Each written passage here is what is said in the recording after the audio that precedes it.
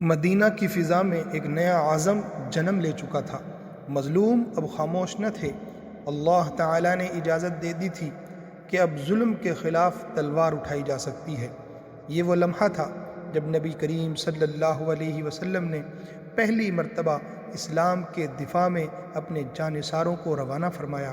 یہی تھے سرایا اور غزوات کا آغاز۔ نبی کریم صلی اللہ علیہ وسلم کی قیادت میں اسلام نے جس حکمت اور صبر سے ظلم کا مقابلہ کیا، تاریخ میں اس کی مثال نہیں ملتی۔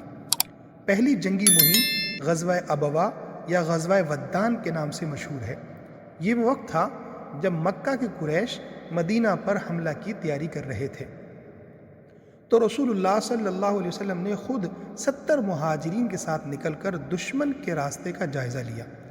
یہ پہلی مہم تھی جس میں نبی صلی اللہ علیہ وسلم بنفس نفیس شریک ہوئے اور بنو زمرہ کے سردار سے معاہدہ امن کیا، جس سے مدینہ کی سرحدیں محفوظ ہو گئیں۔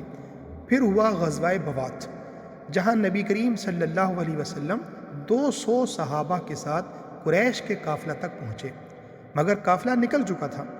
اسی سفر میں حضرت سعد بن معاذ رضی اللہ تعالیٰ عنہ مدینہ کے نگران بنائے گئے، اور آپ صلی اللہ علیہ وسلم نے دشمن کو یہ پیغام دیا کہ اب مسلمان کمزور نہیں رہے۔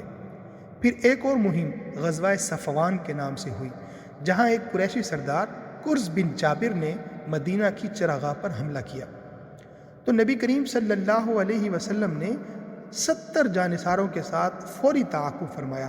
اگرچہ وہ بھاگ نکلا، مگر یہ اعلان واضح تھا کہ مدینہ اب لاوارث نہیں رہا، بلکہ اللہ کے نبی صلی اللہ علیہ وسلم اور ان کے صحابہ اس کے محافظ بن چکے ہیں۔ اس کے بعد غزوہ ذی العشیرہ، یہ وہ مہم تھی جس میں آپ صلی اللہ علیہ وسلم نے بنو مدلج اور بنو زمرہ سے امن کا معاہدہ کیا۔ یہ وہی قافلہ تھا جسے بعد میں شام سے واپسی پر روکنے کی کوشش کی گئی، اور وہی واقعہ آگے چل کر غزوہ بدر کا پیش خیمہ بنا۔ یہ سب غزوات دراصل اسلام کے دفاع کے سنگ بنیاد تھے۔ یہاں کوئی لوٹ مار یا طاقت کا مظاہرہ نہ تھا، بلکہ مظلوموں کے تحفظ، معاہدوں کی پاسداری اور امن کے قیام کی کوشش تھی۔ ان مہمات نے دنیا کو بتایا کہ اسلام کا مقصد جنگ نہیں بلکہ عدل و امن کا قیام ہے، اور یہی وہ بنیاد تھی جس پر بعد کے بڑے مارکے مثلاً غزوہ بدر، احد اور خندق وغیرہ ہوئے۔